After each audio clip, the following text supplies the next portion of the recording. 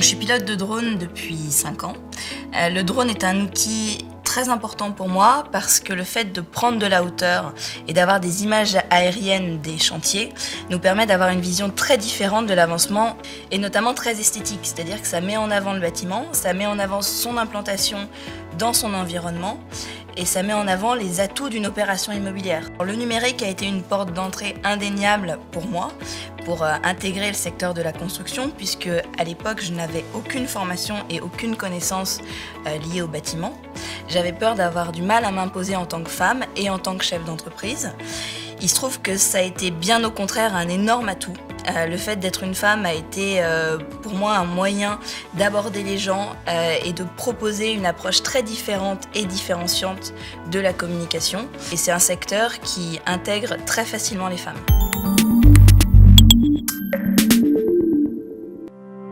J'ai un DUT GE2I, génie électrique, informatique et industriel, et ensuite une licence automatisme. Des techniciens et grâce au numérique, du coup, j'ai pu évoluer en chef de projet sur des offres donc de scanner 3D, relevé de bâtiments, modélisation numérique de bâtiments, de toutes les prestations autour du BIM. Aujourd'hui, plutôt que de construire des bâtiments neufs, on a tendance à rénover donc des bâtiments. Aujourd'hui, via le scanner 3D, on est capable de faire un relevé exhaustif, précis et rapide de la réalité pour ensuite construire un avatar numérique. Cet avatar numérique servira de base au futur travail collaboratif autour de la maquette numérique et du processus BIM. J'identifie 2 compétences pour évoluer dans le monde du numérique, la curiosité et l'autonomie. En effet, c'est un métier qui évolue en permanence, donc du coup il faut faire ce qu'on appelle la veille technologique, se tenir au courant des avancées technologiques et en permanence réapprendre des nouvelles compétences. J'ai fait un master en psychologie sociale, ensuite j'ai fait une licence en économie et j'ai fait dernièrement un master spécialisé dans le domaine du BIM.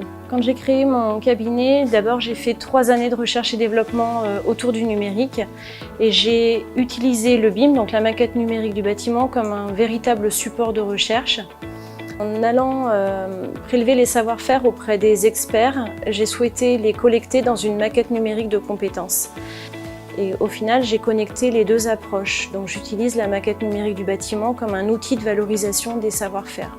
Donc la valeur ajoutée que je peux apporter quand j'interviens notamment dans le BIM management, c'est cette position de recul que je peux amener au sein d'un cabinet. Et puis toute la dimension qui touche au travail collaboratif dans sa transversalité et qui est duplicable du secteur du bois, du secteur médical jusqu'au secteur du bâtiment. Donc le numérique a été vraiment pour moi une opportunité de capitaliser et de transmettre les savoir-faire des professionnels grâce à la maquette numérique du bâtiment.